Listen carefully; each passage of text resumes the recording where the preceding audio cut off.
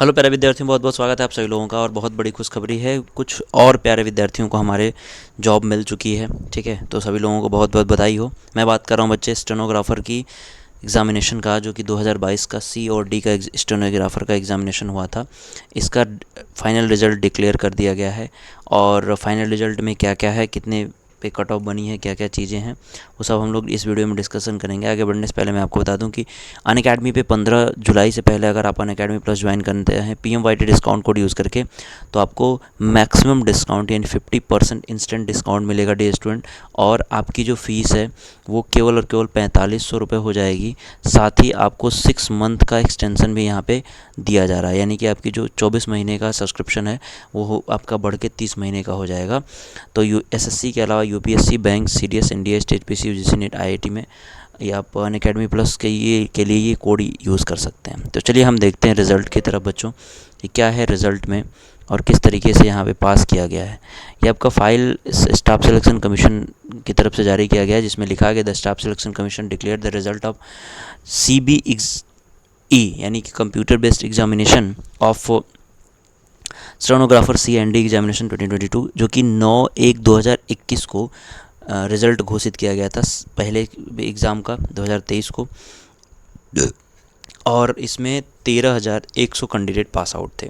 ठीक है, अब उसके बाद स्किल टेस्ट हुआ, जिसमें बच्चे skill test for stenographer C and 47,246 candidate were declared qualified for the appearing in stenographer skill test for the post of stenographer grade D। ठीक है, अब ग्रेड डी और ग्रेड सी में अलग अलग हुआ था। ठीक है, अब यहाँ पे देखो ये आपका जो 13,100 है ये सी में था और इतने आपके ग्रेड डी में थे। अब ये उसके बाद 27/2 को हुआ था बच्चे आपका जो डीवी है। और डीवी के बाद आपका स्किल टेस्ट हुआ था। स्किल टेस्ट का एग्जामिनेशन या फिर जो आपका स्टेट फॉर्म भराया गया था, स्टेट प्रेफरेंस भराया गया था, वो 19 जून से लेके 25 जून तक भराया गया था। ठीक है, तो यहाँ पे आप देख सकते हैं। बाकी उसके बाद बच्चे यहाँ पे लिखा हुआ है कि the commission has fix the category cut off percentage error और mistake in skill test under the C में आपको 5% UR कैटेगरी को मिला था और 7% और बाकी रिजर्व कैटेगरी को।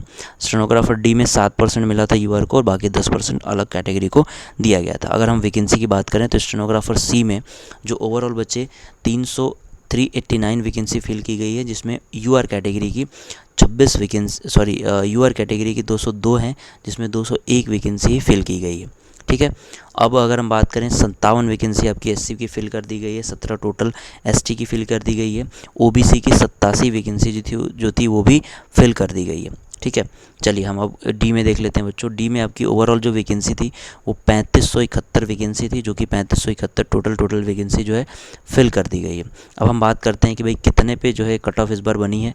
तो ऊपर जैसे ही हम नीचे आते हैं यहाँ पे लिखा हुआ है marks and date of birth of the short listed candidate for service the department cadre of the post of stenographer C. तो सबसे पहले मैं बात करता हूँ बच्चे UR कैटेगरी में। Detail of short listed candidate 14 vacancy थी जिसमें UR कैटेगरी की, और सभी भर दी गई हैं।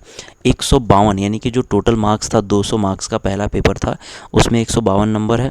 दूसरा पेपर जो था जिसमें आपका बच्चे लिखना होता है हिंदी और इंग्लिश दोनों, तो पहला पेपर इंग्लिश का होता है, दूसरा हिंदी का होता है, तो इसमें कट ऑफ आपकी हाई गई है। बाकी जो स्किल टेस्ट है आपका वो आपने देखा कि 7% पे बनी हुई है और 5% पे बनी हुई है। तो स्किल टेस्ट क्वालिफाइंग नेचर का होता है, लेकिन फिर भी एरर जो है वो 5% से ज़्यादा आप नहीं कर सकते। लेकिन पार्ट 1 का एग्जामिनेशन जो है वो पार्ट 2 का एग्जामिनेशन है, वहाँ पे आपको अच्छी खासी जो है वो कंपटीशन देखने के लिए यहाँ पे मिल रहा है। तो सारे स्टूडेंट जो है यहाँ पे अच्छा खासा कर पा रहे हैं। अगर हम बात करें बच्चों, इसी तरह देखो अब C1 ये पूरा पोस्ट कोड दिया हुआ है, C1 C2 C3 C4 C6 C7 C7 C10, ये सभी पोस्ट कोड है। आप देख सकते हैं C1 का मतलब होता है सेंट्रल एडमिनिस्ट्रेटिव ट्रिब्यूनल में आप को जॉब मिलेगी। C2 का मतलब है central board of indirect taxes and custom में, यानी कि CBIC, ठीक है, में आपको यहाँ पे मिलने वाली है। C3 का मतलब डिपार्टमेंट ऑफ एग्रीकल्चर, C4 का मतलब मिनिस्ट्री ऑफ डिफेंस, C5 का मतलब ministry of labour and employment, 6 का मतलब होता है एक्सटर्नल अफेयर्स, 7 का मतलब होता है लॉ एंड जस्टिस, 8 का मतलब होता है पार्लियामेंट्री अफेयर्स और 9 का मतलब होता है मिनिस्ट्री ऑफ कॉरपोरेशन, 10 माइंस और 11 होता है टेक्सटाइल।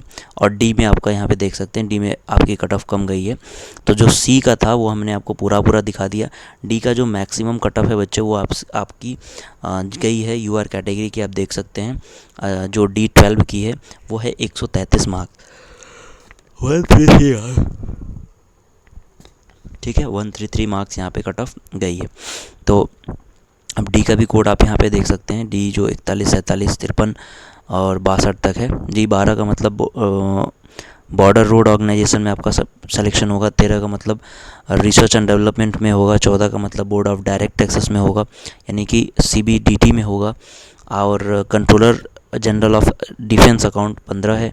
सेंट्रल इंफॉर्मेशन कमीशन आपका 17 है। तो इसी तरीके से आपके पोस्ट कोड दिए गए हैं। तो अब आपका बच्चे देख सकते हैं आप लिस्ट में जो लोग भी सिलेक्ट हुए हैं उन सभी लोगों को मेरी तरफ से एक बार फिर से बधाई हो।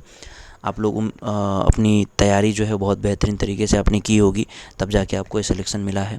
तो प्यारे विद्यार्थियों बहुत बहुत बधाई हो। साथ ही हम यहाँ पे बात करते हैं बच्चों कि अगर आप भी अभी तक अनअकैडमी प्लस नहीं ज्वाइन कर पाए हैं तो अनअकैडमी प्लस ज्वाइन कर सकते हैं डिस्काउंट कोड PMYT यूज़ करके।